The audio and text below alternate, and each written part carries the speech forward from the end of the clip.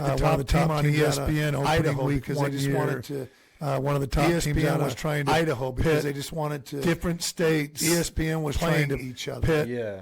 Different in some of their states To kind they're of get a playing feel each of other. which state Oh, has yeah, the yeah, best. that- in some of their To kind so of get a feel we of opened which up against state Oh, has yeah, the best. yeah, team called that game, Bonneville yeah. out of Idaho. So we opened up that had against a a good team called Bonneville Bonneville out of Idaho. that had a good at our team. place, but that was live on ESPN. and, I mean, you we know, had, so at we our had a place, number of but big that was games, and then live on ESPN. one of our last games we played against. So we had a number Booker of big T. games. Washington. One of our We last actually games flew out we on played Christmas against Day. Booker T. All Washington. paid for. It was the We first actually ever flew out on high school Christmas bowl Day. games.